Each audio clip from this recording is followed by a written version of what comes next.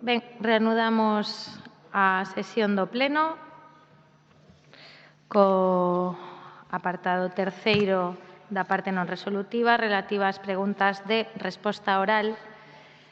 Comeza o Grupo Ciudadanos. Señora Martínez, primeira pregunta dirixida ao Goberno.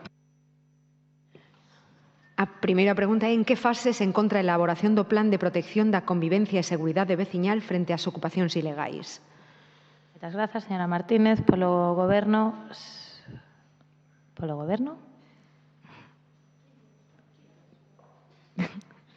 Señor.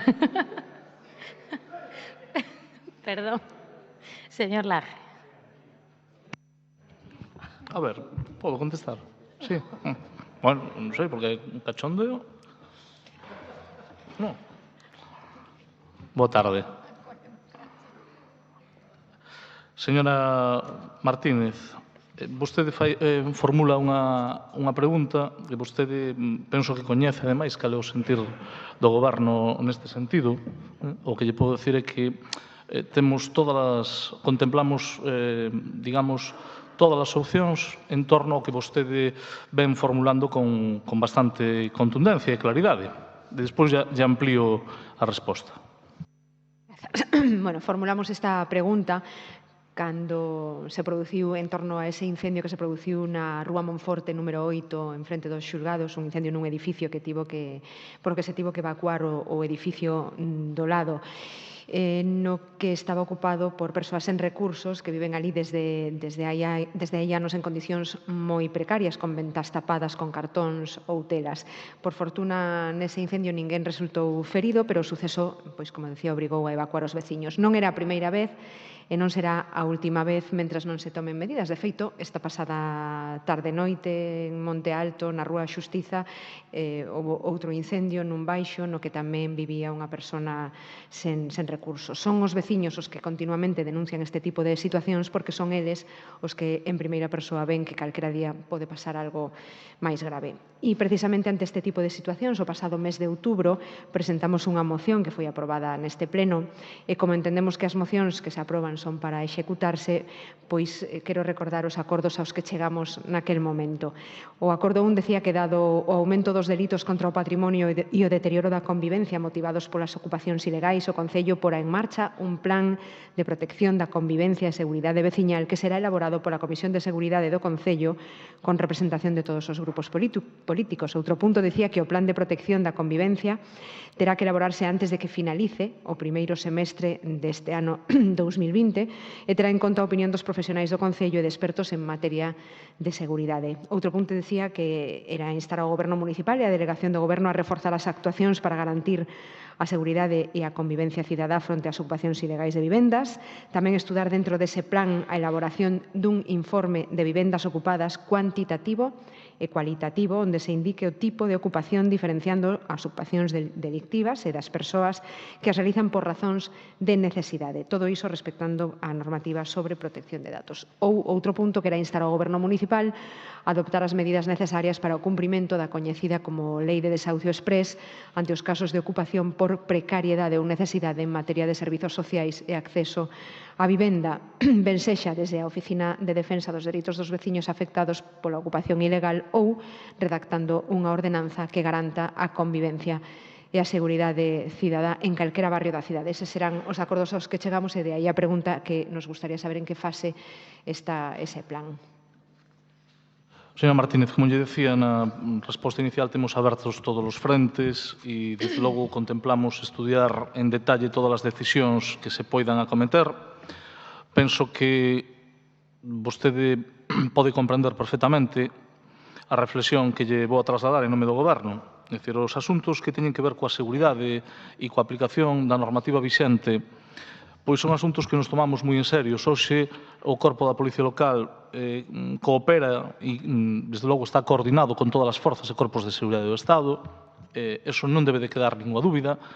Se está facendo un esforzo importante para reforzar todos os efectivos e, desde logo, creemos que hai que darlle a máxima seguridade a todas as veciñas e veciños no sentido seguinte. Nós non podemos evitar facer unha reflexión moito máis de fondo. Sabendo que a Coruña é das 15 cidades máis seguras de todas as capitales de provincia, por lo tanto, estamos nun rango óptimo. Tamén sabemos que durante moitos anos houbo unha precarización e unha precariedade en torno aos efectivos dos corpos e forzas de seguridade do Estado. Por lo tanto, somos comprensivos coa situación na que nos atopamos, pero estamos traballando en varias direccións e todas elas están dirixidas a reforzar, sen dúbida ninguna, a seguridade veciñal. E penso que non se trata tanto de falar no punto no que estamos, senón se estamos camiñando na dirección axeitada. E eu penso que estamos na boa dirección. Esa boa dirección se concretará ao longo deste ano 2020 en xuntanzas, que vostede, ademais, as ten planteadas e, ademais, sabe que valoramos as propostas que ten realizado, e tamén en decisións e en medidas. Pero, en calquera caso, o Goberno non está parado e a Policía Local tampouco. Nos corresponde o noso ámbito competencial e no outro nos corresponde a coordinación e neso estamos traballando e sabemos que a Delegación do Goberno e a Subdelegación tamén fai a súa tarefa. Moitas grazas, señor Laje. Seguinte pregunta, señora Martínez. La siguiente pregunta es ¿qué mejoras tiene previstas el Gobierno para el servicio de la perrera municipal, además de las visitas guiadas? Nas previsións deste Goberno están contidas importantes melloras do Centro de Acollida de Animais de Compañía que agora mesmo lle detallarei. Hacemos, en este caso, esta pregunta sobre qué mejoras aplicará el Concello en la perrera municipal, porque todos sabemos que se encuentran desbordados y eso no permite que el servicio sea lo plenamente satisfactorio que debiese. Hoy mismo se pide ayuda en medios de comunicación para encontrar un hogar para 2 perros cuyo dueño está gravemente enfermo, en fase terminal. Si no se adoptan esos pastores alemanes, pues tendrán que ir a la perrera municipal y sus medios, lamentablemente, pues son cada día más limitados.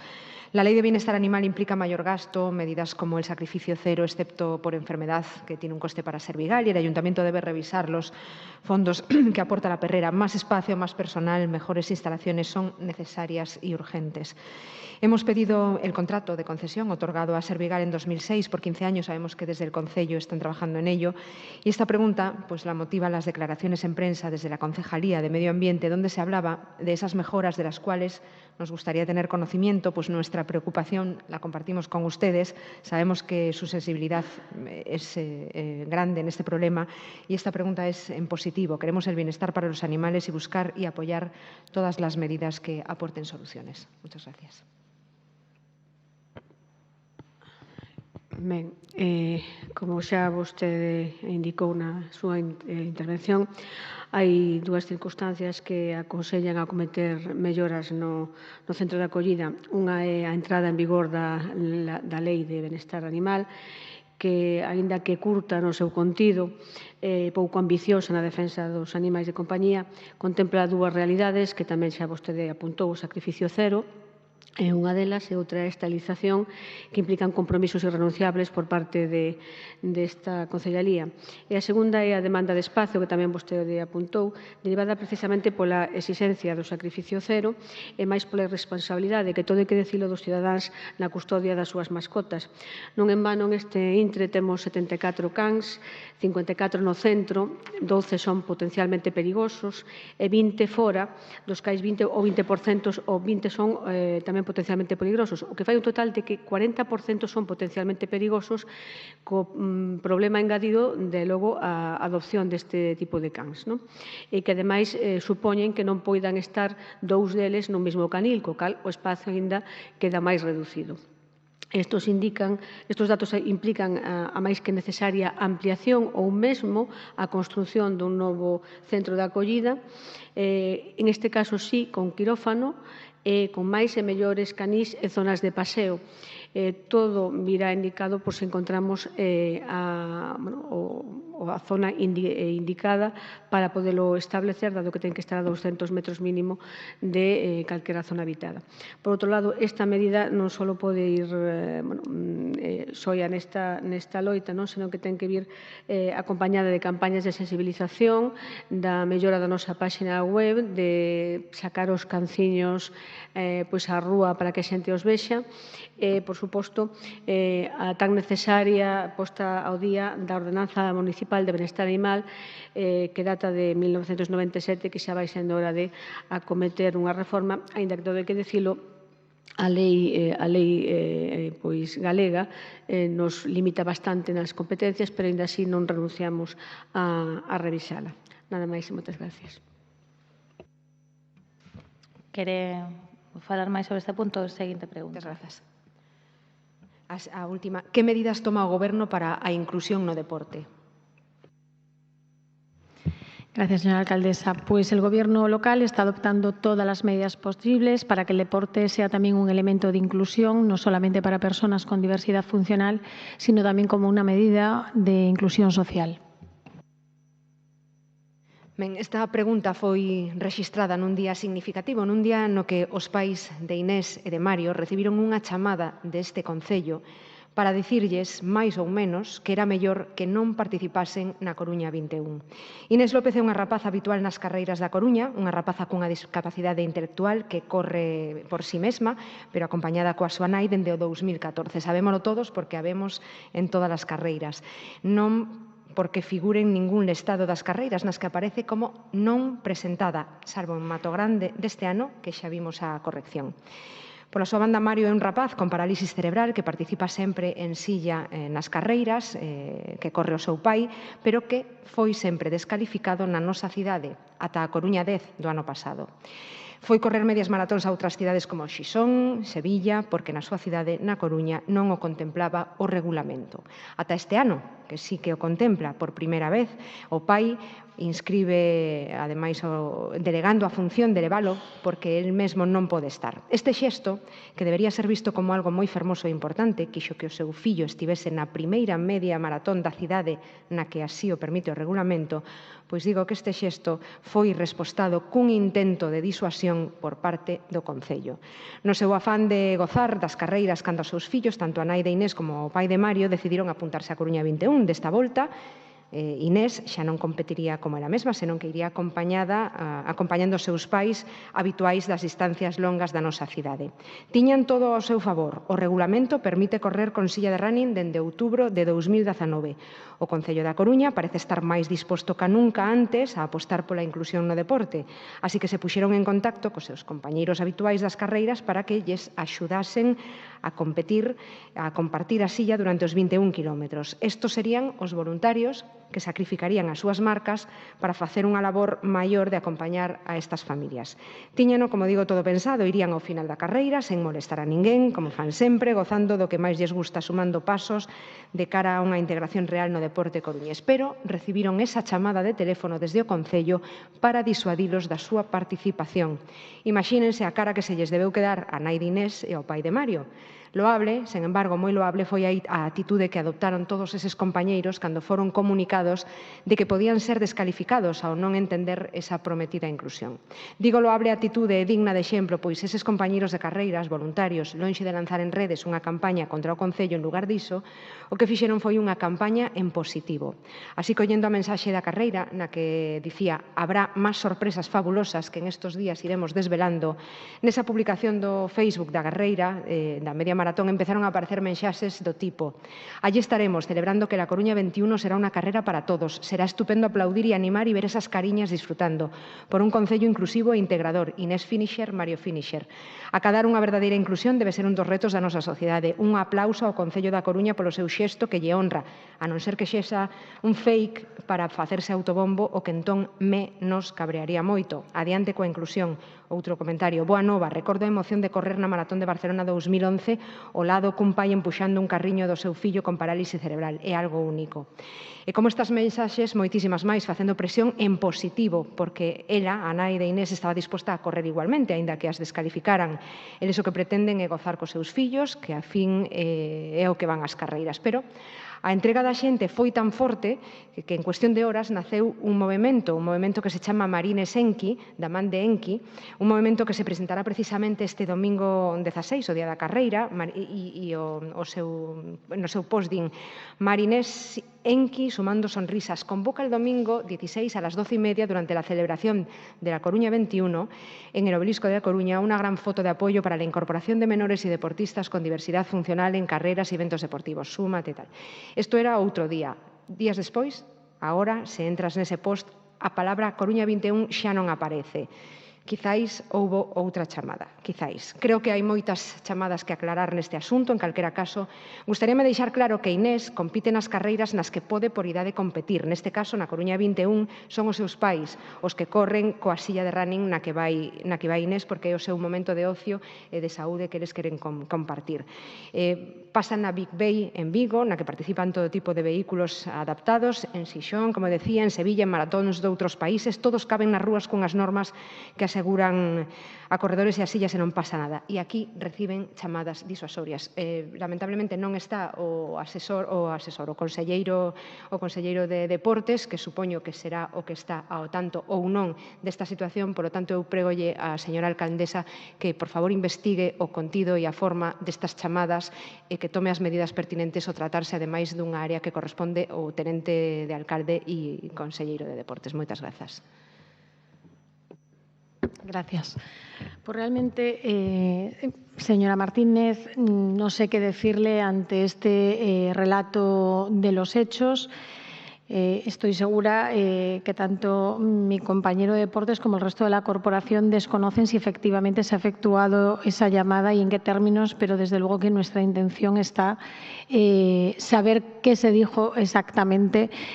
Me acaban de informar de que los niños van a correr en esta carrera, es que además no puede ser de otra manera. En primer lugar, porque así lo ampara el reglamento y en segundo lugar, porque se apuesta por la inclusión en el deporte. A mí me es indiferente y al compañero concejal de deportes imagino que exactamente lo mismo, que al final el nombre que conste sea el de la niña, el de su madre. De lo que se trata es de visibilizar pues la diversidad funcional y, lógicamente, de hacer todas las medidas posibles en favor de la inclusión.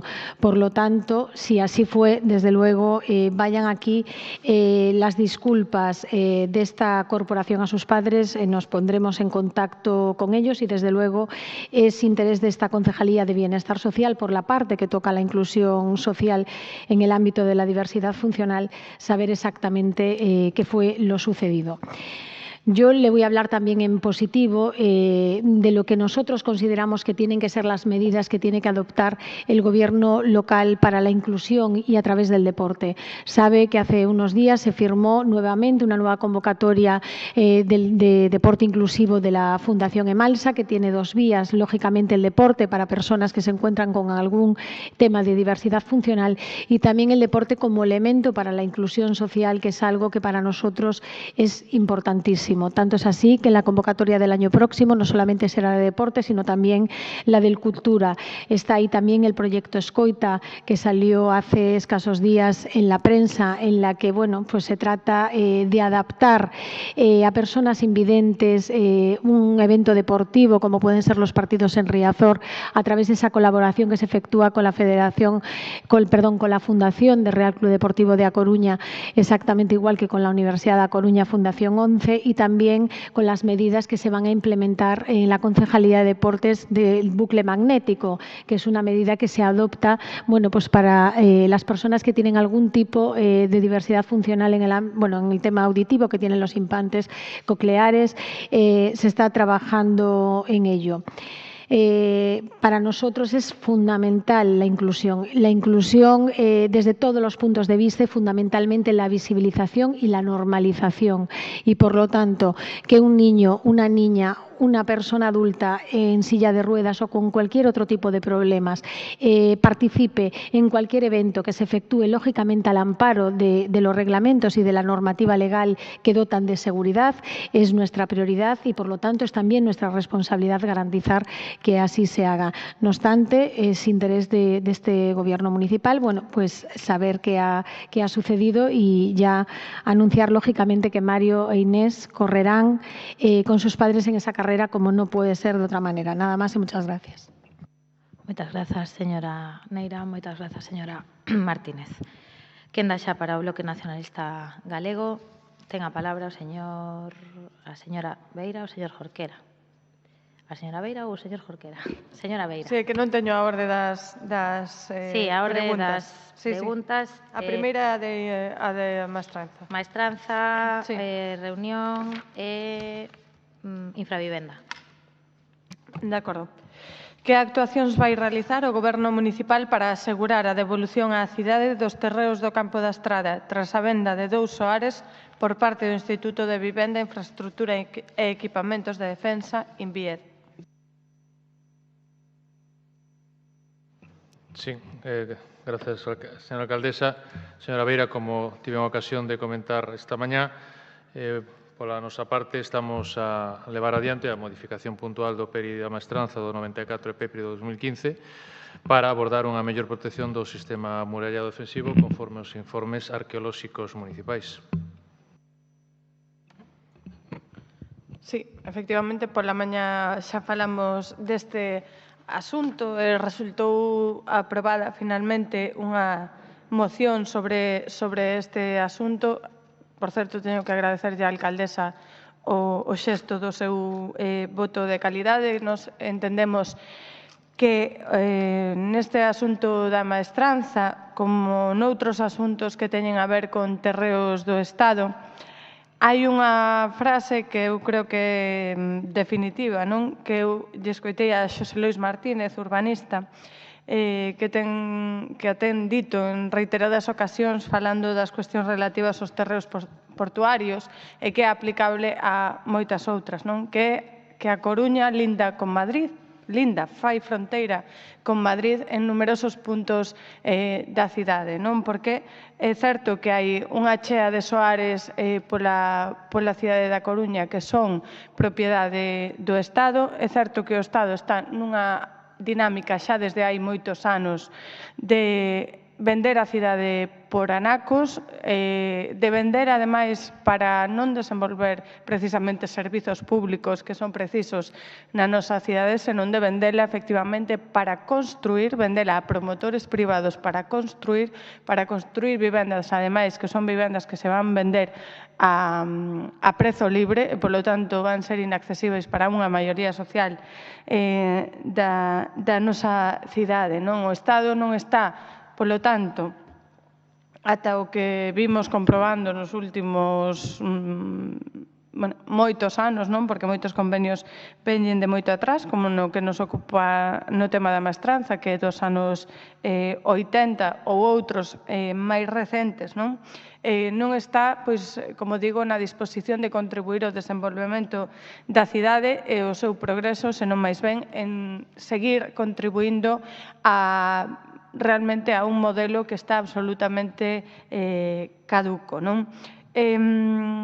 Nós o que queremos saber é cal é a disposición, por lo tanto, do Goberno local, agora que se abriu este escenario de eventual cumprimento, ou así o desexamos nós, da moción que se aprobou, cal é a disposición, alén da aprobación do PERI, porque é importante tamén digamos, ser coherentes con esa legislación de Patrimonio Cultural de Galiza que di que ese terreo ocupado polos sistemas defensivos é BIC e, polo tanto, diso se derivan toda unha serie de preceptos e de deberes do Concello e da Xunta de Galiza que se teñen que executar e que o Goberno local ten que ser firme nesa execución para evitar, finalmente, que se construan neses soares.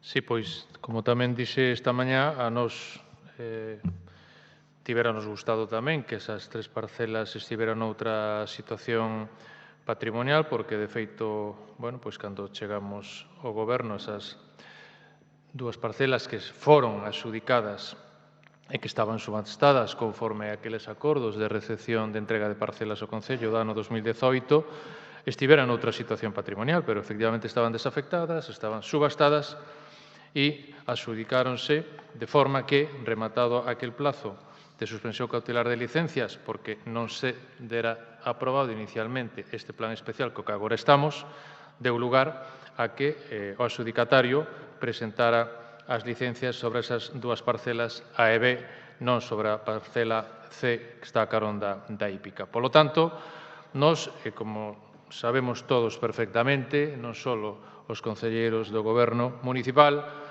hai unha normativa urbanística, hai uns dereitos urbanísticos nos que nos podemos tratar de buscar a menor edificabilidade posible, pero hai un planeamento co que hai que traballar. Porque nós o que non queremos, e o dixen tamén esta mañá, é estar asumindo posibles responsabilidades patrimoniais que dean lugar a outras accións que logo se teñan que levar adiante. Porque por moito que acordemos aquí políticamente mocións ou emendas declarativas ou de que non se nos imputen responsabilidades, sabemos que iso non vai así, porque iso é unha articulación xurídica e unha articulación xudicial no caso de que algún presudicado por unha actuación que non respete eses dereitos urbanísticos vai dar lugar a que un xuiz, a que unha xuiza dicte unha sentencia que asigne unha responsabilidade por moito que políticamente aquí acordemos. Por lo tanto, nós estamos tratando de minorar, é difícil, pero hai que traballalo, a edificabilidade nunha das parcelas, na outra entendemos que se completa a manzana, e o digo así claramente, e non somos o único grupo municipal que o sostén. Teremos próximas reunións co Ministerio de Defensa para tratar de outros bens do Ministerio de Defensa que non estean desafectados. Esperemos que non están desafectados outros bens e, polo tanto, seguiremos traballando sabendo que o Ministerio de Defensa, como se relatou en varias ocasións, cedera, isto é resultado, este proceso daqueles convenios no que en Defensa cedera outros espacios á cidade. Evidentemente, nos gustaría contar con máis espacios de cesión gratuita, e neso traballaremos. Pero insisto que temos que traballar polo que respecta a estas parcelas dentro do marco xurídico urbanístico que temos, porque non queremos asumir responsabilidades que logo se denuncian. Gracias. Moitas grazas, señor Díaz Villoslada. Seguinte pregunta do bloque, señor Jorquera. Moitas grazas. Cales foron os resultados da reunión mantida coas persoas responsáveis do Ministerio de Transportes, Mobilidade e Axenda Urbana con motivo da presenza do ministro na cidade da Coruña?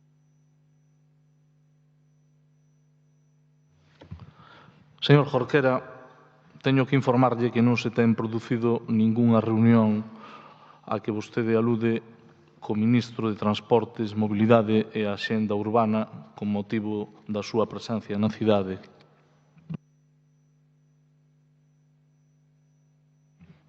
Sí, señor concelleiro. En primeiro lugar, permítame que lle transmita a nosa preocupación pola falta de compromisos concretos do señor Ábalos na súa visita á cidade para entregar o Premio Nacional de Arquitectura ao señor Gallego Jorreto. E se vostede ainda por riba di que nin siquiera se reuniu coa alcaldesa, pois moito pior. No seu discurso naquel acto, o señor Ábalos dixo que a historia de Galicia non é unha historia de agravios, sino de esfuerzo e lealtad. Mire, non vou facer un comentario de texto ao respecto, pero sí quero lembrar que, segundo o dicionario da RAE, un dos significados de agravio é trato desigual a persoas que tienen el mismo derecho a algo. E se o Estado se nega a asumir a débeda do porto exterior, a diferenza do que fixo con Valencia, non cabe outra palabra que agravio. Pero a razón fundamental que motiva esta pregunta son as novas exixencias da DIF a respecto de Intermodal. Teño que dicirlle que nos parecen impresentables. Despois de todos os retrasos e peripecias que experimentou a Intermodal, despois de que en marzo de 2019 o Ministerio de Fomento avanzase a convocatoria do proxecto de Intermodal coa intención de sacarlo a concurso no primeiro semestre de 2019, despois de que en xullo o delegado do Goberno en Galiza, o señor Javier Losada, anunciase que sería licitada en breve, que o Adif veña agora con novas exixencias é sinxelamente impresentável. Por que reclama agora a titularidade de viais e terreos? Para que quere o Adif agora máis edificabilidade? Porque por moito que o Adif fale de edificabilidade non lucrativa, tamén di que o obxectivo é obter ingresos adicionais. Que significa isto? Que pretende financiar a Intermodal especulando cos terreos? Quere volver ao modelo do grande pelotazo co que se pretendía financiar o porto exterior? Quere lucrarse cos nosos terreos como Defensa quere facer coa maestranza? Ou quere saturar aínda máis esta cidade de centros comerciais? Parécelle pouca a reserva de máis de 5.000 metros cadrados para espacios comerciais na futura Intermodal? Quere máis? Pero, ademais, estas novas exixencias poden retrasar a tramitación e introducir máis incerteza sobre os prazos para licitar e empezar a obra. Un novo retraso que a Coruña nin merece nin pode permitir. Por iso, señor concelleiro, pedímoslle firmeza, como lle pedimos firmeza á alcaldesa e a todo o grupo de goberno, sexan firmes e exixentes na defensa dos intereses desta cidade. Non permitan máis retrasos e, por suposto, non permitan máis pelotazos. Moitas grazas. Señor Jorquera, eu xa sei que vostede intentou realzar o feito de que non se tivera producido unha reunión. O señor ministro de Transportes acudeu á cidade, como vostede ben contou, con motivo da entrega dun premio nacional, neste caso o Premio Nacional da Arquitectura. E, señor Jorquera, eu só teño unha versión. Non lle vou a dar máis versión que a realidade. E a realidade é que non se produxo ninguna reunión. Por lo tanto, é un feito obxectivable e constatable. Nin quita nin pon. Vostede foi o que preguntou se houbera que resultados houbo desa xuntanza. Non a houbo, por lo tanto, poderíamos deixar aí a pregunta, pero atendendo ao rigor das súas intervencións e atendendo á seriedade de como plantea vostede sempre os asuntos, teño que dicirlle que non teño dúbida algunha que vostede coñece, igual que o conxunto da corporación, o firme compromiso da nosa alcaldesa, non só que tamén na defensa da implementación da estación intermodal, senón de todas aquelas cuestións que están pendentes e que, por suposto, están sendo exixidas dentro do diálogo, pero sabendo que é perentorio atender esas necesidades. Por lo tanto, señor Jorquera, o Goberno local, como xa explicou no seu momento o Concello de Urbanismo, fixo os deberes na parte que tocaba. E, por certo, o primeiro que fixo este goberno local da man da nosa alcaldesa foi desbloquear o proxecto coa Xunta de Galicia, que quero recordarlle que estivo bloqueado durante moito tempo. Claro que coincidimos na necesidade de defender os intereses da cidade. Tanto coincidimos que o ten expresado a máxima autoridade do Concello. E neso creo que non haberá fisuras entre todos os grupos que hai nesta corporación. A Coruña é o primeiro, é o segundo e é o terceiro. É a nosa única prioridade. E, polo tanto, teña de seguro que estaremos do mesmo lado, que é do lado das coruñesas e dos coruñeses. Lóxicamente, traballamos para que haxa interlocución, xuntanzas, para que se cumpran os compromisos que se deben de cumprir ca cidade da Coruña, pero teño que dicirlle que ata o momento levamos esperando moitos anos a que se resolveran. Por lo tanto, vai haber firmeza, vai haber traballo e tamén, por que non dicilo? Vostede mencionou un asunto concreto que é intermodal e eu teño que dicirlle, dende a área de urbanismo, Concello de Urbanismo, en ben pouco tempo resolveu o que non estaba resolto. Se o ADIF ten formulado novas solicitudes, a Concello de Urbanismo está traballando nesa dirección. Nós somos os primeiros que queremos que non haxa atrancos e, polo tanto, vainos a ter no mesmo lado. Nós tamén agardamos poder contar con vostede e co seu grupo nesta tarefa de defensa dos intereses da Coruña. Nada máis e moitas gracias. Moitas grazas, señor Laje. Última pregunta do Bloque Nacionalista Galego. Señora Beira. Sí. Que actuacións vai realizar o Goberno municipal para resolver os problemas de infravivenda existentes na Coruña? Sí, señora Beira, pois entre outras que podemos comentar logo, onte mesmo tivemos ocasión de aprobar no Consello de Musa unhas bases de convocatoria pública para incorporar vivendas a un banco xestionado por Emusa, pola empresa municipal, destinado precisamente a persoas en situación de risco de exclusión social. Sí, como saberá o concelleiro de Urbanismo, recentemente nos medios de comunicación, nun medio de comunicación en concreto, en La Opinión, saiu de novo unha información que xa coñecíamos de hai máis de 12 anos, de que existe un problema na nosa cidade, en concreto no barrio da Zapateira, un problema de infravivenda, de auténtica infravivenda na nosa cidade, un problema onde propietarios de fincas teñen dentro dos seus muros galpóns que serven como vivenda para persoas vivenda, por dicirlo de alguna maneira, porque realmente nin son vivendas a nivel legal, nin moito menos cumpren os requisitos mínimos de dignidade para cualificarse como tal cousa.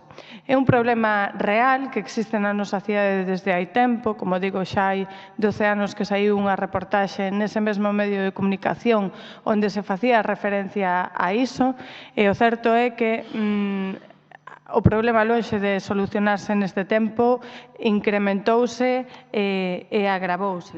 É un problema que, efectivamente, reflicte un problema de vivenda profundo e complexo o que hai que dar resposta desde o Concello da Coruña. Non é só a infravivenda, evidentemente, que acontece no barrio da Zapateira, no interior dos muros das fincas de propietarios privados. É certo que existe un problema de asentamentos chabolistas importante na nosa cidade, pero tamén é certo que históricamente se ten prestado unha certa atención a eses asentamentos chabolistas. Ten habido contratos coa Fundación Caixa Galicia para ir resolvendo e realoxando esas persoas.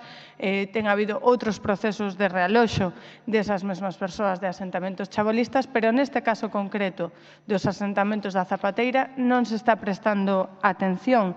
E nós o que queremos con esta pregunta oral é convidalos a traballar coas profesionais que teñen denunciado públicamente esta situación de infravivenda, tamén conxuntamente cos servizos sociais do Concello, porque hai persoas que están dentro desas infravivendas que, polo tanto, teñen un problema de acceso á vivenda importante e que, por suposto, hai que resolver, mas tamén con sancións aos infractores, a aquelas persoas propietarias que posúen galpóns que se están empregando e que se están beneficiando do seu emprego como vivendas, abusando dun problema social moi importante. Por lo tanto, convidámoslos a traballar e a traballar desde múltiples puntos de vista neste asunto.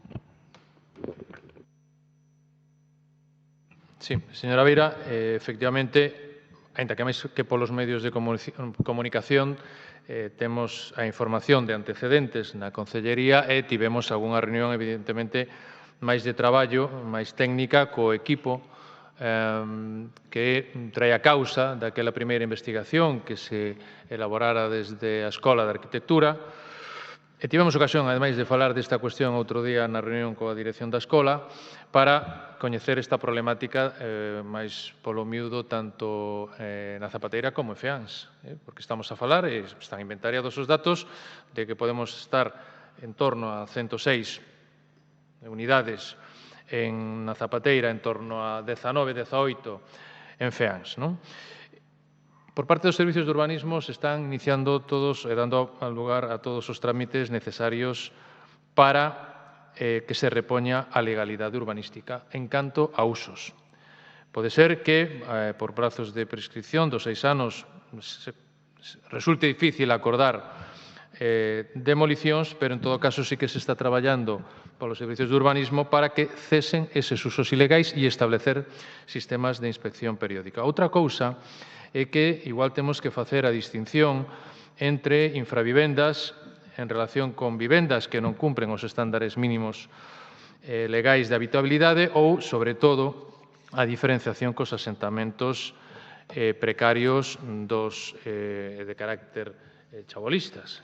Aí estamos traballando, como todos sabemos, conxuntamente urbanismo e os servicios sociais da área de benestar social, e o informe do equipo Hábitat reflicte claramente en esta cuestión como os 3 asentamentos precarios identificados na cidade son os da Pasaxe, o Portiño e as Rañas. Pero, sin embargo, o equipo considera que os usos residenciais no ámbito do que agora estamos a falar non responden á tipoloxía de asentamento precario, por moitas razóns técnicas, sociolóxicas e económicas que están expostas técnicamente no informe. Eso non quere dicir que se existe algún caso concreto que se teña que analizar desde a perspectiva dos servicios sociais, se analice. Pero, en todo caso, tamén insisto en que desde urbanismo se está traballando para repoñer a legalidade e cesar eses usos ilegais de unha situación que, coincidimos, non é admisible en ningún caso, tanto na Zapateira como en Feáns. Gracias. Moitas grazas, señor Díaz Villoslada. Rematado o turno do Bloque Nacionalista Galego. Quenda para a Marea Atlántica. Primeira pregunta ao Goberno municipal, señor Lema. Moitas grazas. Que medidas vai tomar o Goberno local para mellorar a situación do emprego na cidade?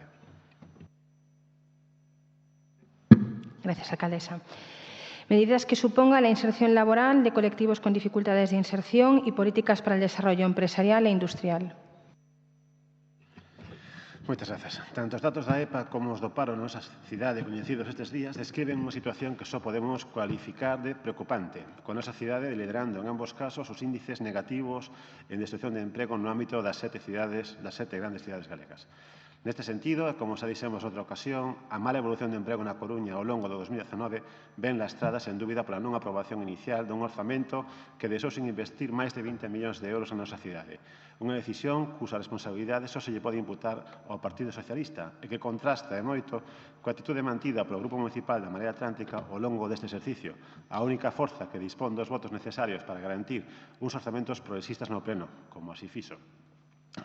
Pero no que se refire ás políticas de emprego do actual Goberno do PSOE, observamos que, ata de agora, as iniciativas promovidas desde a Consellería de Emprego se limitan ao máis estreito dos seguidismos con respecto ás políticas que xa se viñan desenvolvendo na etapa anterior.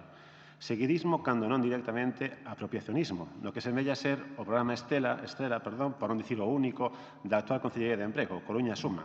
Sen dúbida, un dos grandes logros do anterior Goberno é que non se está poñendo en marcha coa diligencia ou impulso necesarios, cando menos na nosa opinión. Seguidismo e apropiacionismo no mellor dos casos. No peor, a actual Consellería de Emprego non é capaz nin tan sequera de manter activos programas de eficacia probada, como sen dúbida foron o Coruña Emprega, que cunha tasa de inserción laboral superior ao 40% foi quen de introducir de novo no mercado laboral a máis de 1.200 persoas en 3 anos. Referímonos tamén á cancelación do Foro Coruña Emprega, punto de encontro e debate aberto e imprescindible entre a Administración local, a Universidade, as asociacións de empresarios e os sindicatos. Referimos tamén, por último, ao fracaso na convocatoria dos observadores municipais de emprego do ano pasado, un programa cofinanciado pola Xunta de Galicia que supuña a integración laboral de 20 persoas durante 6 meses. E a falta de coñecer os datos de execución do orzamento de emprego que corroboren esta impresión, concluímos que o labor da Consellería de Emprego ata o de agora non se está distinguindo nin pola súa iniciativa nin pola súa eficiencia.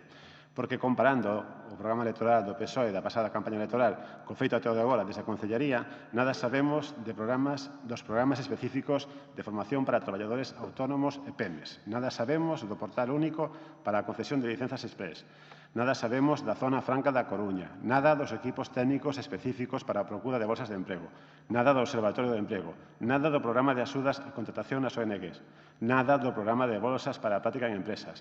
Nada da rede wifi municipal en todo o casco urbano. E, por suposto, tampouco nada daquel ferry fantasmal que ia conectar a Coruña con Inglaterra. Algúnas destas iniciativas, a verdade, celebramos que non as puseran en marcha no pasado e voce tampouco no futuro, porque non exceden da categoría de ocorrencias, pero moitas outras sí consideramos necesario facelo de inmediato, así como o impulso xeral a unha área de emprego moi pouco activa até o de agora. Grazas.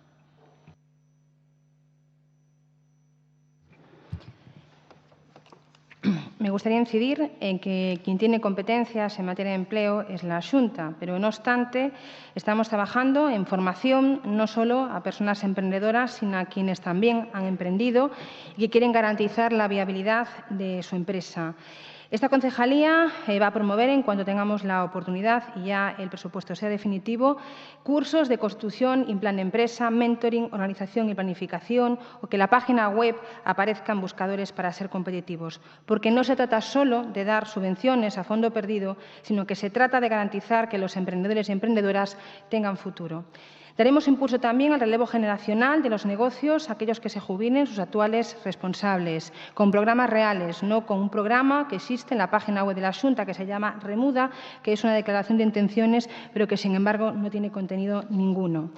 Estamos trabajando en agilización de licencias de apertura, con la renovación de las herramientas de la Administración para hacer una ventanilla única en el punto de asesoramiento empresarial. Estamos trabajando en la Oficina de Promoción Industrial, donde tendremos una participación activa a fin de atraer empresas, ofrecer suelo industrial y poder facilitar la creación de industria en una ciudad con cifras abrumadoras en el sector servicios.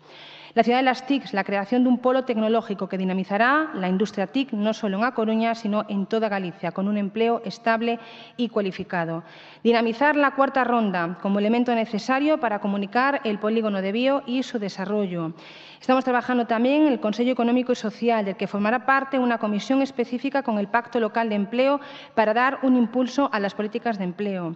Seguimos con Coruña Suma, la inclusión laboral de colectivos con dificultades de inserción, financiado con fondos europeos, y destacar que ya han sido adjudicados el 95% de los lotes. Seguimos trabajando en un programa parecido a Coruña Emprega. Estamos a la espera de poder tener alguna respuesta a esta cuestión.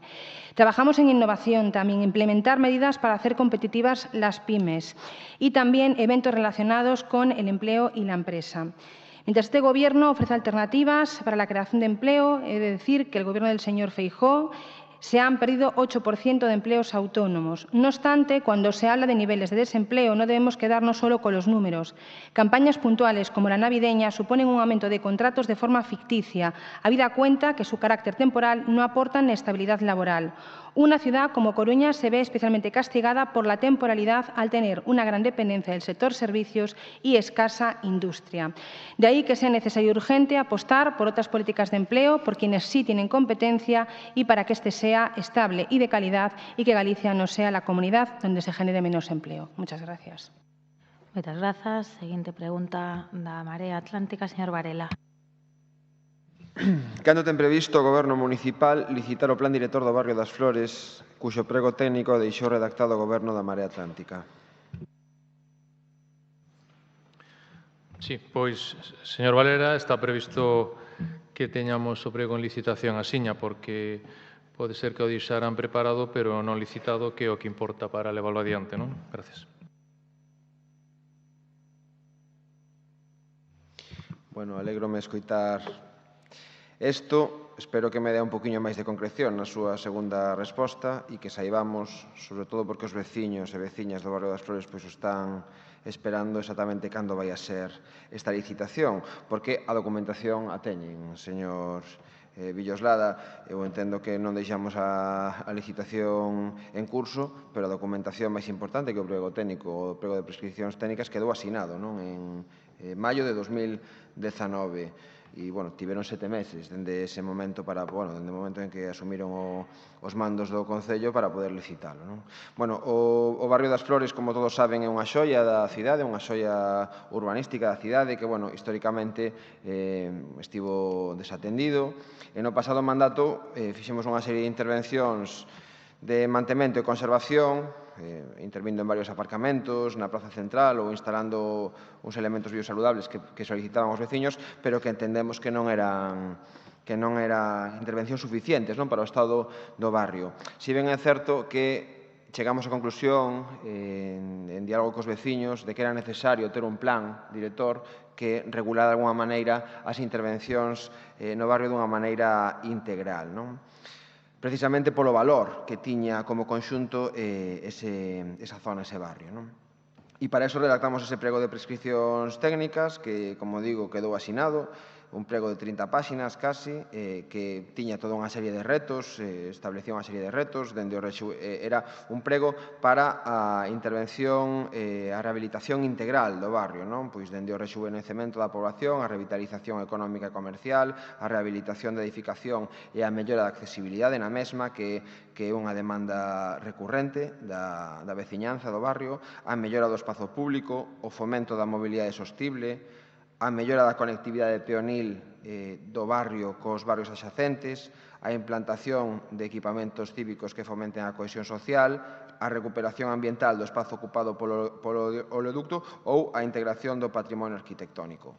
E todo isto, e quería reivindicalo agora, e esperamos que se manteña no prego tal e como o establecimos, contando coa participación e intervención cidadana, porque entendemos tamén que é importante que esa intervención que se faga sobre o barrio mellore a cohesión social do mesmo. E todo isto, insisto, deixámoslo listo, xa van 7 meses, eu creo que tempo suficiente para ter arrancado a licitación do mesmo, do documento, e por eso fixemos tamén un rogo nun dos últimos plenos instándos a lanzar esta licitación e insistimos hoxe con esta pregunta oral. Grazas. Sí, non teña dúbidas, señor Varela, que esta licitación que está no Departamento de Contratación para ser publicada sairá adiante en breve. A min o que sempre me chama a atención destas cousas é que, como vostede dicía, que levamos 7 meses, vostedes tardaron 4 anos.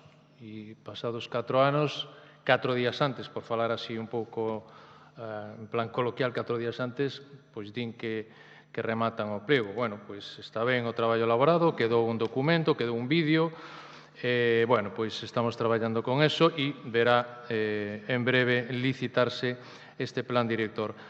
Que é necesario, e nos compartimos esa necesidade, por eso estamos a licitar, efectivamente, ainda que a veces eu teño a impresión de que pois moito plan director, moito encargo estratégico, pero a veces un pouco hai que pasar a acción, non? Quero dicir, hai que levar adiante accións concretas porque os veciños non poden esperar a grandes plans directores. Efectivamente, coincidimos que o barrio das Flores, como outros barrios, pero ten unha idiosincrasia especial e ten unhas problemáticas de cohesión social especiais, pois, bueno, pois podan exixir pois, un plan destas características. Pero, insisto, que a veces nos perdemos en moitos plans, moitas asistencias, moitos documentos estratégicos e logo realmente non lle damos solucións aos veciños. Porque me consta, falando con eles, en algunha ocasión, como con motivo de que se estaba a elaborar un plan director, pois había actuacións con certa urxencia de carácter, sobre todo de accesibilidade non a determinados edificios, pois que non se acometían ou incluso algunhas iniciativas de orzamentos participativos que tampouco iban adiante porque iba a haber un gran plan director. Bueno, imos sacar o plan director porque compartimos a necesidade, pero imos levar adiante tamén accións concretas. Gracias. Moitas grazas. Seguinte pregunta, señor Martínez. En que estado se atopa a organización da edición 2020 do Festival Noroeste e cando e como prevé o Goberno Municipal celebrar o concurso público para dotalo dunha dirección artística? Gracias, señora alcaldesa. Señor Martínez, el Festival del Noroeste está en un estado avanzado de programación en que se buscará no solo continuar con el actual formato, sino ampliarlo en calidad y programación. Tanto la producción como el cierre de artistas está muy avanzado, con cerca del 80%, y se licitarán en las próximas semanas los contratos necesarios para el desarrollo técnico del evento. Unha das decisións máis temperás do alcalde Xulio Ferreiro en 2015, antes mesmo de tomar posesión, foi a de converter un festival pioneiro e moi querido na cidade, pero que ate entón se limitaba a unha fin de semana na praia, nunha política cultural e non só cultural de amplo espectro. Creo que a tal hora ninguén pode discutir que aquela decisión foi un acerto e que o novo Noroeste é un éxito, e non porque fose idea da Marea Atlántica, senón polo excelente traballo de moitísima xente dentro e fora do Concello. Este novo Noroeste hai que coidalo, garantindo recursos e prazos suficientes, pero sen esquecer que se pode tamén ampliar e mellorar. Podese ampliar, por exemplo, estendendo este productivo encontro entre música e espazo público, entre música e auditorios singulares, as 4 estacións do ano, e podese mellorar, por exemplo, tamén con residencias artísticas, con actividades formativas ou, por que non, con debates e encontros destinados a fortalecer un sector no que a Coruña ten unha oportunidade. Con ánimo constructivo, o pasado verán ofrecemos a nosa colaboración e propuxemos que dotasen ademais o festival dunha dirección artística cualificada, iso sí, mediante concurso público transparente de acordo coas prescripcións habituais do sector.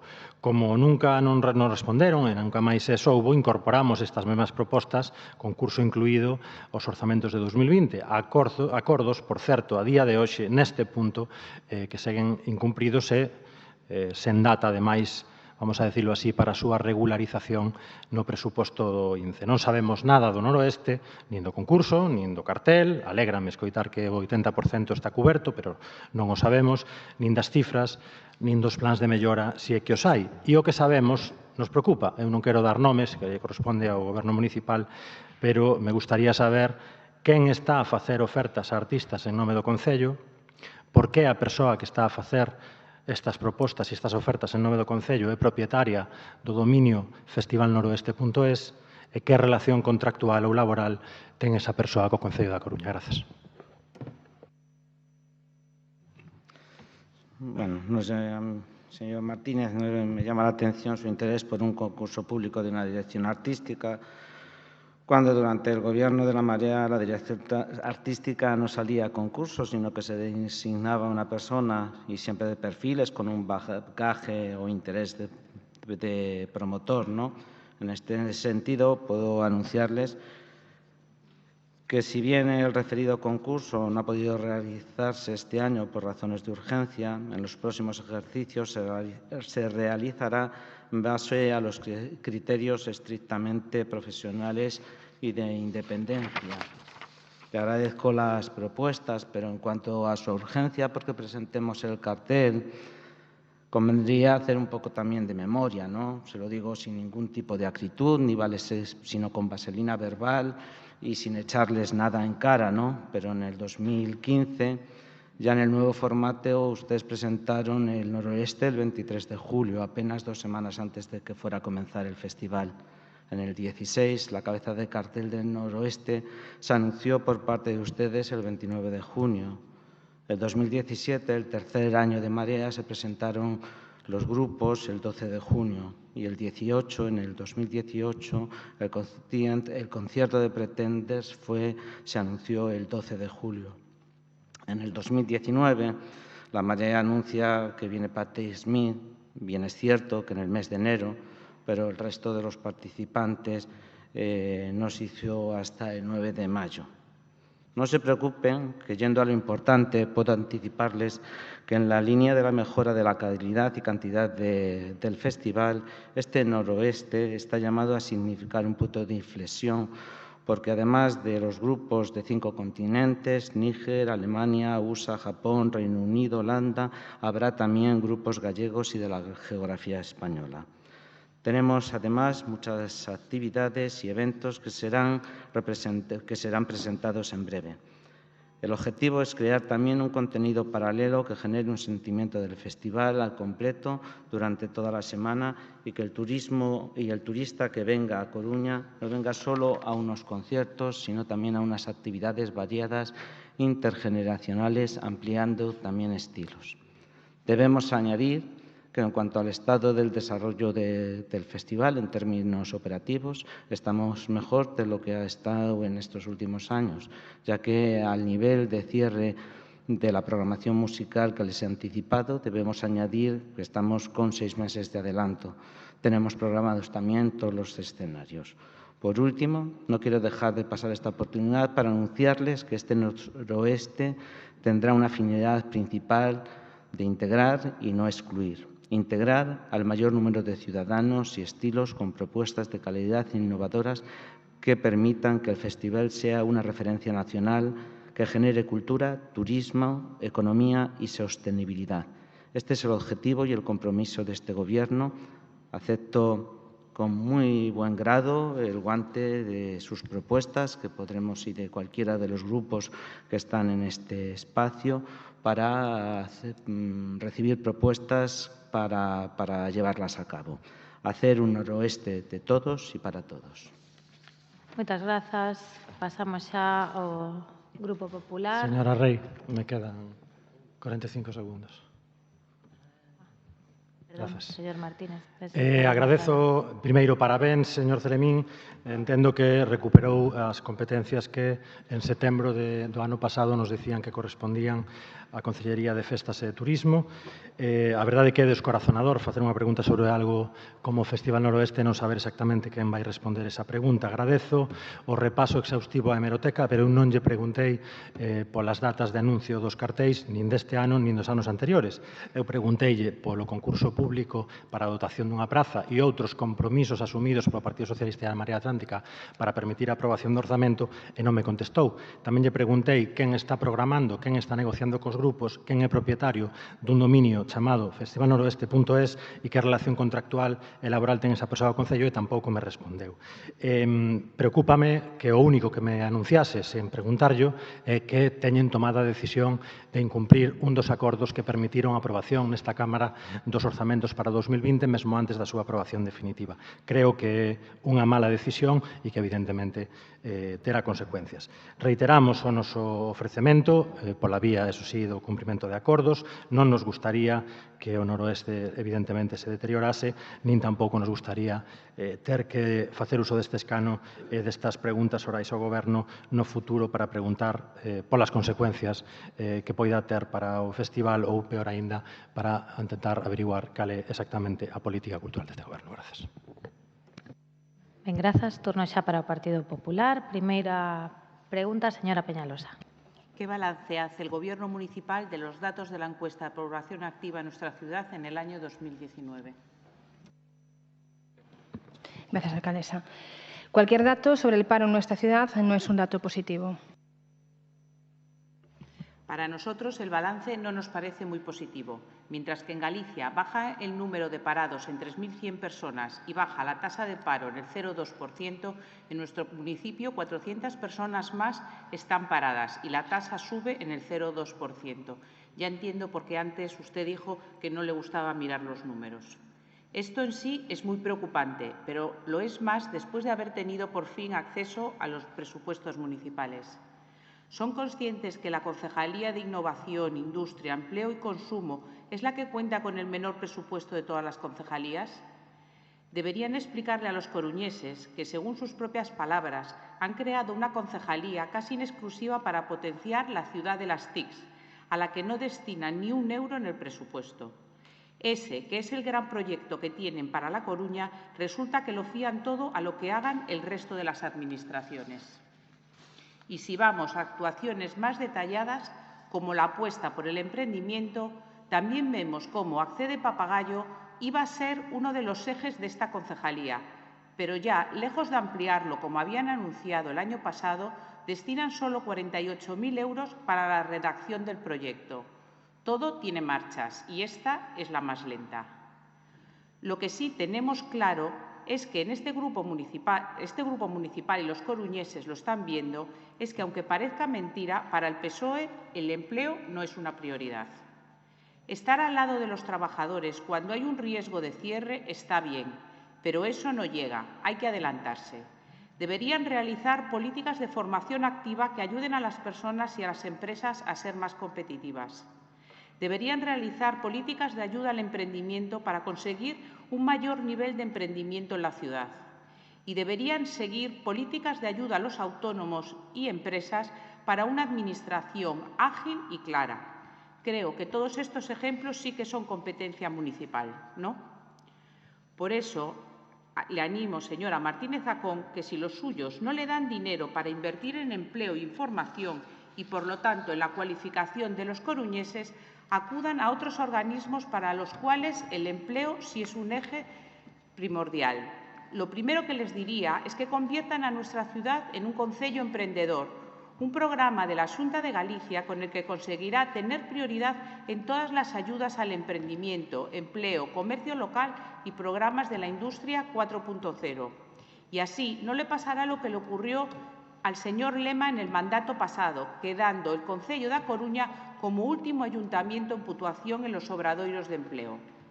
También les animaría a continuar presentándose a los programas de cooperación que la Xunta tiene para el fomento del empleo dentro de las personas perceptoras del RISGA y las ayudas a socorristas abiertas el pasado mes de enero. Del mismo modo, les pediría que no se olviden de conseguir para nuestra ciudad los obradoiros de empleo y los de garantía juvenil también abiertos el pasado mes. Como le hemos dicho desde el primer día, señora Martínez Zacón, en este grupo siempre encontrará ayudas para conseguir e incentivar el empleo, que es la mejor política social que una administración puede ofrecer a sus ciudadanos. Gracias. Conforme los datos del Instituto Galego de Estadística, la tasa de actividad, ocupación y paro interanual arroja los siguientes resultados. En el año 2018 la tasa de actividad fue de un 54,80% frente al 2019 de un 55,30%. La tasa de ocupación de un 47,70% en el 2018, un 49,30% en el 2019. Y la tasa de paro en el 2018 de un 12,90% frente a un 10,80% en el año 2019. En resumen, la tasa de actividad como de ocupación son mayores respecto del 2018 y la tasa de paro descendió. Hay que señalar que la población de A Coruña se incrementó en el último año en 861 personas. Al respecto de la creación de empresas, datos publicados en enero del 2020, en el año 2017 se crearon 21.673 empresas y en el 2018 21.859 empresas.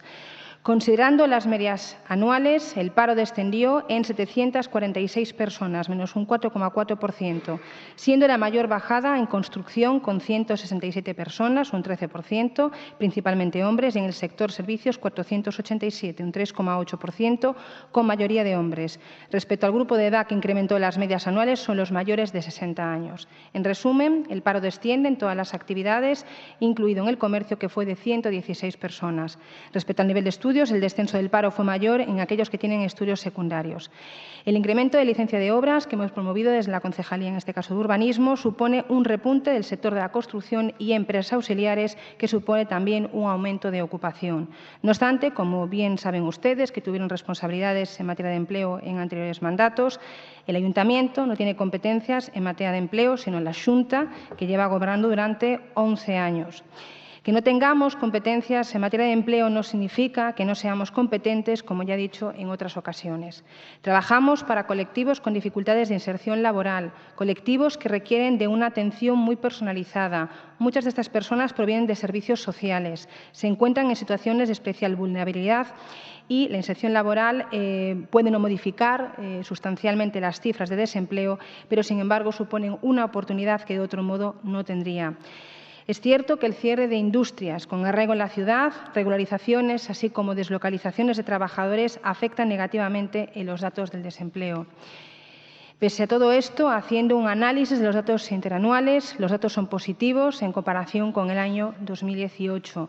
Recordar que a día de hoy también seguimos con presupuestos prorrogados y que, por tanto, tampoco hemos podido acometer ninguna medida más de las que hemos ido realizando hasta ahora. Muchísimas gracias. Moitas grazas. Seguinte pregunta do Partido Popular. Señor Rodríguez. Que medidas ten previsto adoptar o Goberno municipal ante a crecente preocupación de colectivos veciñais polo incremento de roubos e a maior sensación de inseguridade en algunhas zonas da cidade?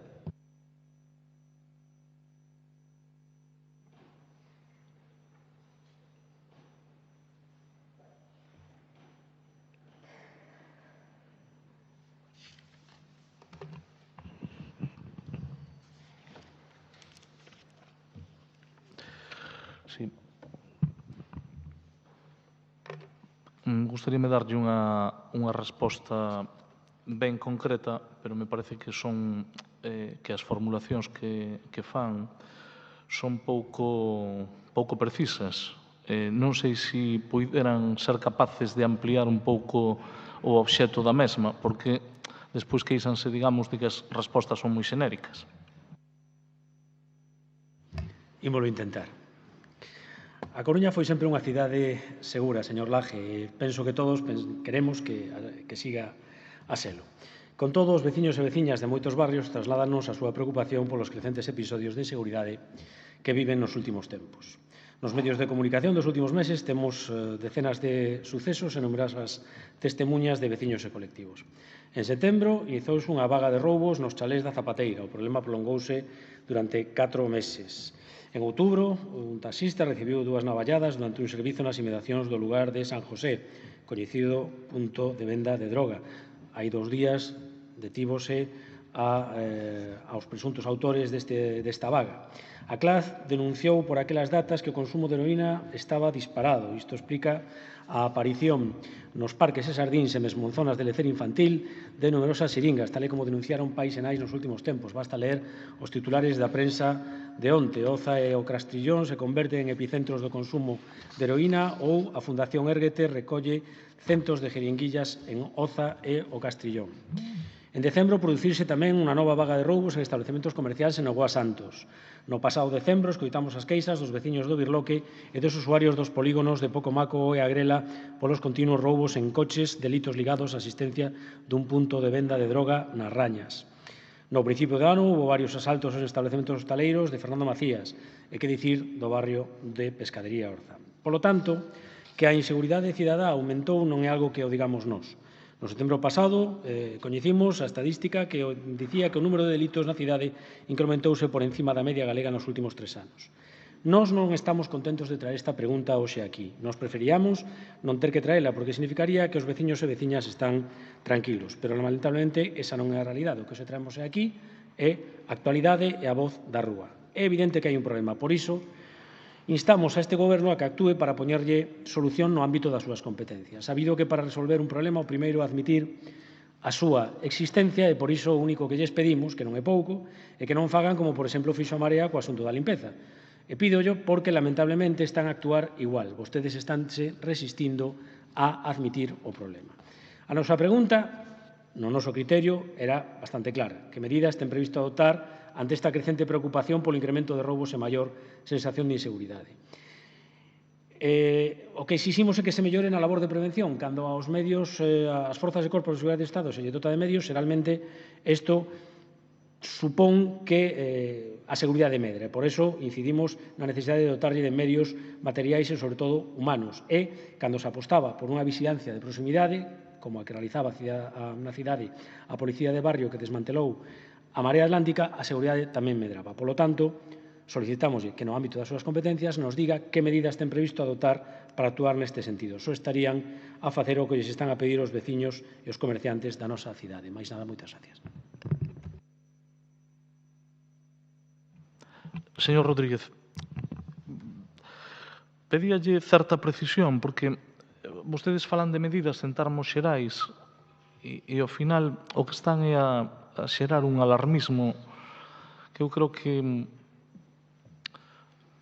é moi fácil citar algunhas situacións, non, que son coñecidas. Vostede mencionaba o ámbito de San José e eu podría decirlle que creo que ten unha actuación ademais concreta, vostede debía de coñecelo, se acaba de actuar o mismo xa cunha expropiación nese ámbito, non? O Goberno municipal non só está concienciado, senón que dá pasos, hai feitos tangibles. Pero as medidas son moi variables. Contestei antes a señora Martínez, e o que lle contestei a señora Martínez vale para contestarlle a vostede. Se está actuando en diferentes frentes. A Policía Local incorpora novos efectivos, ten un plan integral de actuación que non pode existir o risco cero, señor Rodríguez. Non existe o risco cero. É moi fácil esgrimir unha páxina pois porque un día ou dous ou tres sucederon unha serie de acontecementos que non son agradables e que, desde logo, pois só merecen a repulsa e, desde logo, tamén combatir ese tipo de situacións. Vostedes aluden á Policía de Barrio. Eu quero recordarlle que un dos graves problemas que houve en materia de personal foi precisamente a taxa de reposición cero, é dicir, que non foi posible reforzar os corpos e forzas de seguridade do Estado, o propio corpo da Policía Local. Señor Rodríguez, eso foi así, pode gustar máis ou menos. Polo tanto, penso que debemos de entrar nunha nova fase. De feito, se están dando pasos nesa dirección. No ano 2020 imos a contar con novos efectivos e, polo tanto, se vai a reforzar o corpo da Policía Local, e o corpo da Policía Local e o conxunto da área de Seguridade Cidadá traballa de forma coordinada, tanto coa subdelegación como coa delegación do Goberno, precisamente pois para evitar iso que vostede chama sensación de inseguridade. Eu creo que todos temos que ser responsables porque, repito e reitero, a nosa cidade está dentro de todas as capitales de provincia entre as 15 cidades de España onde hai maior seguridade. Non o digo eu, é dicir, está avaliado e está chequeado. Que todo é mellorable, seguramente. Que a ninguén lle gusta ver esa preocupación nalgúns ámbitos e que algúns veciños poidan sufrir situacións como as de roubos.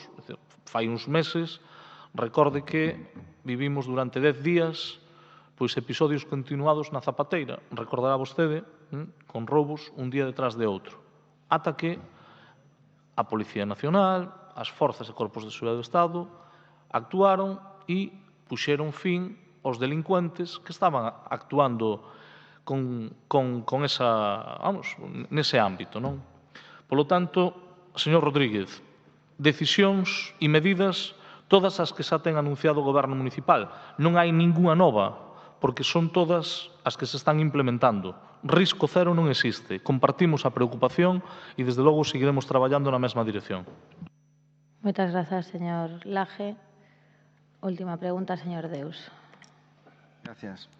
Ten previsto o Goberno municipal algunha medida para compensar a eliminación de zonas de aparcamento en varios barrios da cidade pola posta en marcha de sendas peonís, reurbanizacións ou a implantación do carril bus? Sí, señor Deus, un pouco na liña do meu compañero Laje, pediríalle concreción ou poderíalle contestar a esta primeira pregunta con outra pregunta, porque a que eliminacións se refiren? Pois vamos a aportar os datos que temos nos contabilizados. Nas últimas semanas asistimos a numerosos anuncios feitos por este Goberno en materia de mobilidade, a implantación de carril bus, novas sendas peonís, peatonalizacións, reurbanizacións de rúas. Se ben a grande parte dos proxectos poden ser unha boa noticia para o futuro da cidade, xa estaban previstos no PEMUS do 2014, que celebramos que teñan en conta neste mandato, preocúpanos especialmente que medidas teñen previsto adoptar ante a eliminación de centos de plazas de aparcamento en superficie. Non ofrecen que saibamos a alternativa. A senda peonil, o carril bus e as obras de reurbanización xa anunciados van furtar aos coruñeses entre 250 e 500 prazas sen ter en conta veciños, comerciantes e hosteleiros. De facerse realidade, o proxecto da senda peatonal entre Observatorio e Sandiego suporá a eliminación de entre 126 a 288 prazas. En concreto, 126 son as correspondentes a 4 rúas que se van a peatonalizar e as outras 162 en rúas onde se anunciou o ensanche das beirarrúas. Na Gaiteira están en perigo 46 prazas, a un principio da Ronda do Outeiro 15 e en Alcalde Marchersi 31. En 4 camiños, as peonalizacións anunciadas do segundo tramo de Alcalde Marchersi 46, en Puga e Parga 15, total 61 aparcamentos. Nos Mallos, a peonalización de Pardo de Cela 10, en Ramón Cabanillas 55, suprimirán, por tanto, outros 65 estacionamentos. 116 prazas na Sagrada Familia, repartidos entre a calle Sagrada Familia 97 e Antonio Carballo 19. De outra banda, o carril bus previsto por Juan Flórez suporá a supresión de entre 75 e 150 plazas para aparcar, en función de se implanta nun sentido ou en ambos os dous. O Boulevard de San Andrés levarase por diante outras 54 estacionamentos entre a Praza de Pontevedra e a Iglesia Castrense. Gustaríanos saber se a ese Goberno municipal ten previsto compensar a veciños, comerciantes e hosteleiros con novos espazos de estacionamento noutras zonas dos mesmos barrios que faciliten a vida diaria aos coruñeses e non prexudiquen os pequenos negocios dunhas zonas xa sobradamente castigadas. Isto non é novo, xa pasou coa supresión de 240 plazas cando se implantou o carril bus no 2008 en Federico Tapia e San Andrés. Todos queremos mellorar a calidade de vida dos coruñeses, mas os pasos a dar teñen que facerse con consenso necesario dos afectados. Sen diálogo e negociación previos non imos a ningures, e non ir a ningures sí que é un problema importante de mobilidade. Nós tamén aspiramos a unha cidade na que o peón e o resto de alternativas sostibles ao vehículo particular abandonen o papel secundario que aínda representan, pero non é xeito de estigmatizar aos condutores. Repito, se eliminarán entre 250 e 500 plazas de aparcamento nos barrios antes mencionados. Por lo tanto, creemos que o Goberno municipal está na obriga de ofrecer alternativas a estes veciños, comerciantes e hosteleiros afectados. Moitas grazas. Sí, señor Deus, falando do seu PEMUS 2014, eu creo que con certa nostalgia porque evidentemente non levaron adiante políticas reais de mobilidade, máis alá de levantar un carril bus ou de saturar a Plaza de Ourense. Pouco máis se fixo en materia de mobilidade. Nós estamos a traballar nunhas novas políticas de mobilidade que pasan, en primeiro lugar, sempre por facilitar a circulación do transporte público.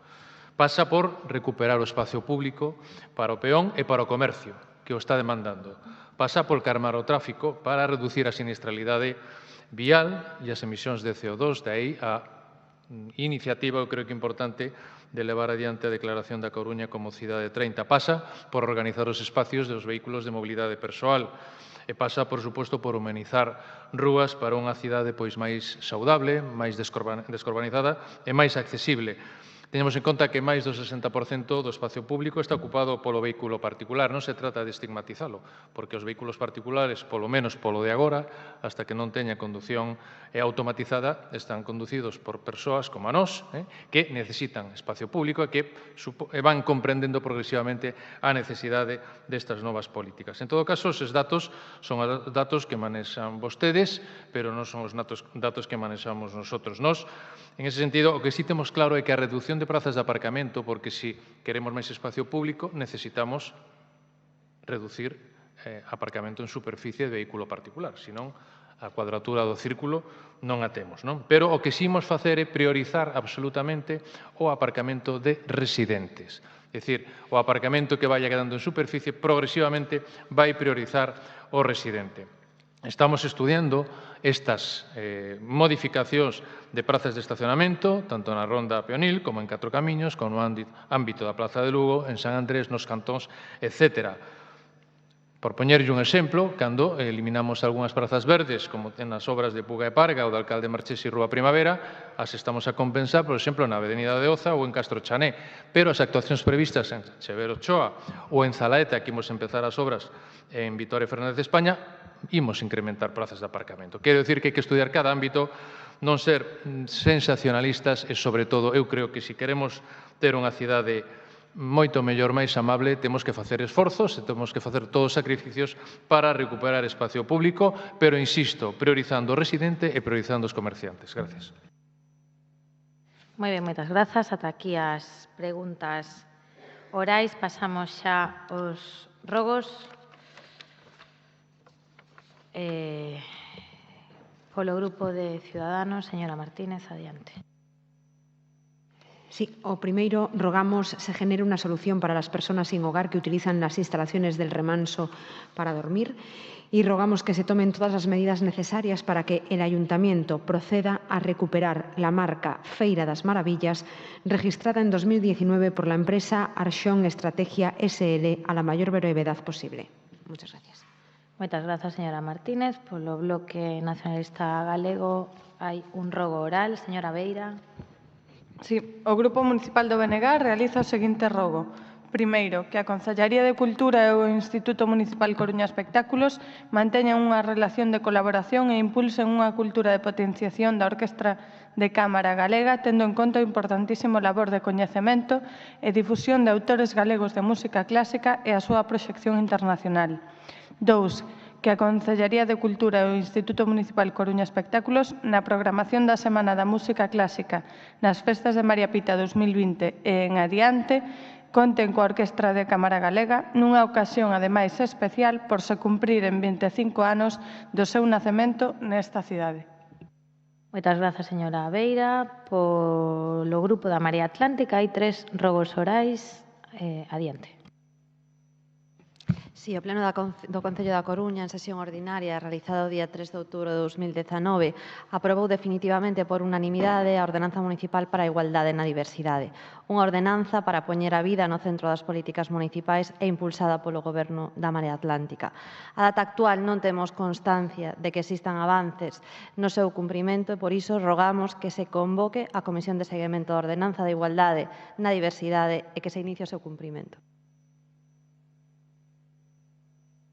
Sí, quedan 2. Sí, fáganos todos seguidos. Perdón. Nas últimas semanas, veciños da cidade están alertando de problemas no funcionamento do servizo de Bicicoruña. Existen estacións con postos de bicicleta precintados por deficiencias mecánicas nos vehículos e problemas nos lectores. Nalgunha estación son máis as bicicletas con problemas que as bicicletas dispoñibles. Isto está afectando negativamente a un servizo público que nos últimos anos aumentou significativamente o número de usos e usuarios. En datos do primeiro trimestre de 2019, o aumento dos usos foi do 69% só no mes de marzo e de 92% o número de altas no mesmo mes. O rogo sería que o Goberno municipal proceda a unha revisión de todas as estacións de servicio de Bicicoruña e resolva canto antes as deficiencias no servizo.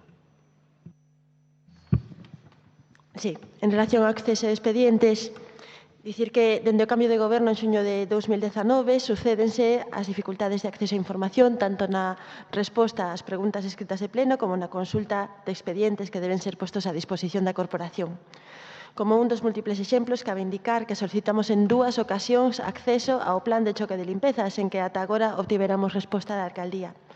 Hoxe mesmo, na resposta a unha das preguntas escritas do mes pasado, que era así, cantos contratos se tiveron en conta para establecer esa media da duración da tramitación, que eran 17 meses, a resposta é o Servizo de Contratación dispón de todos os datos dos contratos para poder fixar unha media sobre a tramitación dos expedientes.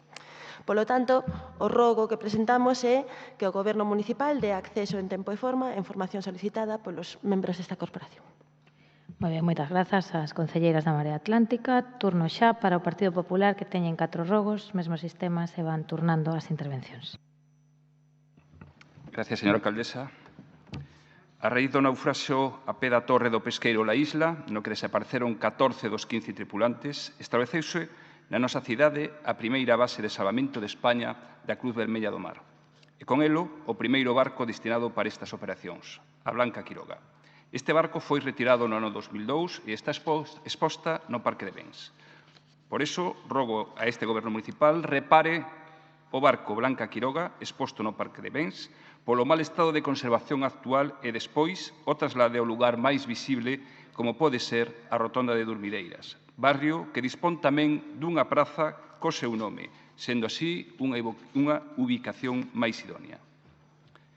Seguinte rogo é, tendo en conta que unha das competencias do Concello é a de prestar un maior e mellor servizo aos cidadáns, tamén no acceso aos diversos espazos vinculados á dinamización cultural, deportiva ou educativa, rogo a este Goberno municipal repare o máis rapidamente posible o espazo de aparcamento ubicado na praza de Agustín Díaz, en Elviña, que se atopa nun estado de abandono no firme e nas zonas verdes perimetrais, e xa que dá servizo aos veciños do barrio e aos máis de 10.000 usuarios do complexo deportivo de Elviña. Tendo en conta que é competencia de toda a administración local e a do mantemento das instalacións deportivas municipais para que a práctica da actividade deportiva, competitiva ou non, se realice nas mellores condicións de seguridade para os practicantes, rogo a este Goberno municipal que orzamente a mellora da pista de hóquei de patins ubicada na Polideportiva de Riazor, debido ao estado de perigo en que se encontra o valado da mesma e que pode ocasionar lesións a todos os deportistas. E, por último, tendo en conta que unha das competencias do Concello é de prestar un maior e mellor servizo aos cidadáns en canto a no que se refira a mellora da mobilidade na cidade, rogo a este Goberno municipal repare o máis rapidamente posible a pantalla informativa ubicada na Praza de España, que non funciona dende fai 3 anos, provocando que os veciños non dispoñan da información en tempo real cando existe atasco no túnel de María Pita e así dispor doutras alternativas ao tráfico na zona da Torre e Eruillamar. Moitas gracias, señora alcaldesa. Moi ben, pois moitas grazas. Ata aquí. Si, xa están os 4, non? Si, ata aquí o pleno ordinario remata xa formalmente e damos paso, por tanto, ao escano cidadán. Solicito a don Manuel Monge González que ocupe o escano para a súa intervención.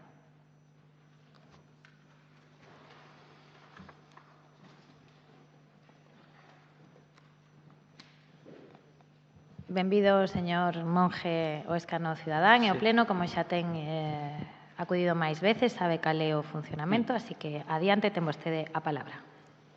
Boa tarde.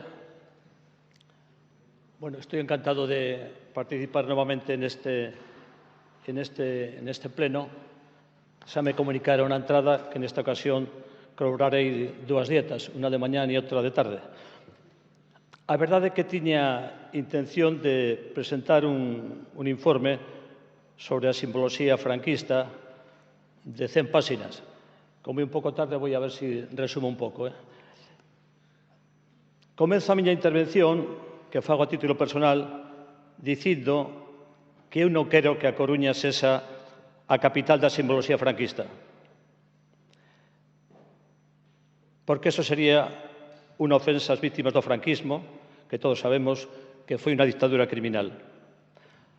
A chamada Lei de Memoria Histórica aprobouse hai máis de 12 anos. Hai 10 anos, a proposta da chamada Comisión de Expertos, da que formei parte, retiramos 52 símbolos franquistas, pero aínda queda moito por facer.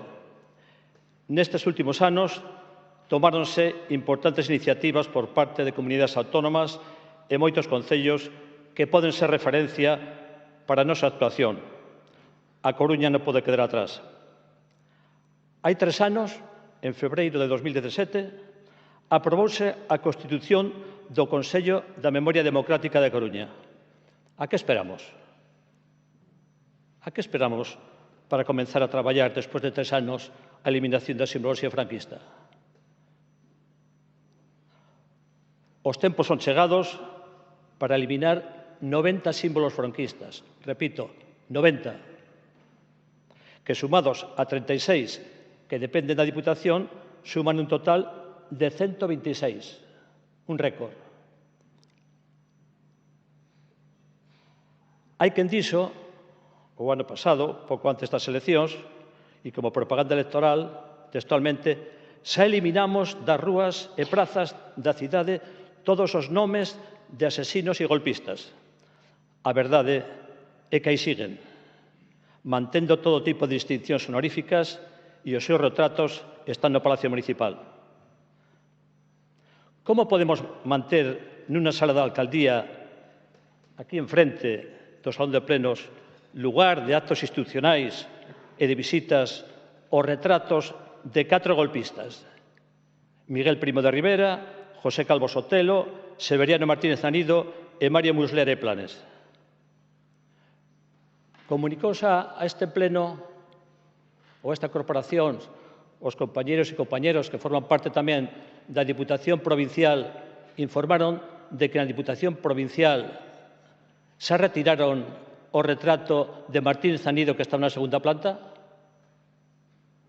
Nos ainda o temos aquí, o retrato de Martínez Anido. Que facemos con Calvo Sotelo? Non sabemos que facer. Ainda conserva na Coruña 8 distincións. 2 rúas, retratos, fillo predilecto, fillo adoptivo, aparecen placas e monolitos, dan nome a un peirao. Pois hai que aprender do que se fai por aí e hai que tomar referencias moi variadas. Primeira referencia, hai que seguir a actuación de Cuca Gamarra. Claro, Cuca Gamarra foi alcaldesa de Logroño. E que fixo Cuca Gamarra? Retirar a rúa de Calvo Sotelo. Pero non hai que ir a Logroño. En Curtis, Javier Caínzos, alcalde, por maioría absoluta, tamén retirou a rúa de Calvo Sotelo. E en Ferrol xa sabían, hai 39 anos, quen era Calvo Sotelo. 39 anos. E retiraron tamén a rúa Calvo Sotelo. E en Palencia, e en Oviedo, e en Puigdemont, e en Marín, e a Diputación de Pontevedra, unanimidade tamén. Na Diputación de Pontevedra, unanimidade, retiraron as distincións a Calvo Sotelo. E na Coruña tamén, unanimidade, na Diputación. Xa non existe o Colexio Calvo Sotelo. O golpista Primo de Rivera aínda conserva distincións na Coruña, unha avenida, medalla de ouro, alcalde honorario, etc. Como contraste, en Ferrol tamén, hai 39 anos, retiraron a rúa. Tamén en Logroño, na alcaldía do PP. En Valladolid o mesmo. A rúa Primo de Rivera foi sustituída por Emilia Pardo Barzón. E que facer cos alcaldes da dictadura? Entre rúas, retratos, placas, monolitos, distincións de todo tipo, na Coruña suman máis de 30 recoñecementos. En Ferrol, a iniciativa do PSOE, retiraron xa os retratos dos alcaldes da dictadura. E en Ponferrada, tamén o Grupo Socialista, pidió que se retirasen esos alcaldes da dictadura porque era un bochorno para unha democracia e unha falta de respeto ás víctimas. E en Bilbao, Pois ali o PNV e o PSOE aprobaron en un pleno solemnemente que eses alcaldes da ditadura eran ilexítimos e actuaron en consecuencia. Hai que resignificar, decían, esos retratos. Hai un mes estivo en Bilbao por motivos familiares, regresei ao Palacio Municipal, donde traballei hai 55 anos, e aí seguía espléndido o Salón Árabe. Pero comprobei que os retratos dos alcaldes no Concello de Bilbao xa non están no pasillo, como aquí, da planta nobre. Fixeron unha sala especial para os alcaldes. E en esa sala están perfectamente diferenciados os alcaldes da dictadura e os alcaldes da democracia, con unha explicación de cada época. A época da República, a época anterior e a época da dictadura. E na entrada do Concello de Bilbao hai unha placa que di textualmente homenaje del Ayuntamiento de Bilbao a los funcionarios fusilados. Pois a mellor hai que tomar unha referencia dese tipo. Aquí fusilaron ao alcalde, ao gobernador civil, ao gobernador militar, ao secretario, etc. etc. En Madrid acabaron xa con todos os alcaldes da dictadura. Quitaron a distinción de fillo predilecto ao alcalde Carlos Arias Navarro. E o último alcalde tamén que retiraron a rúa Avenida Conde de Mayalde.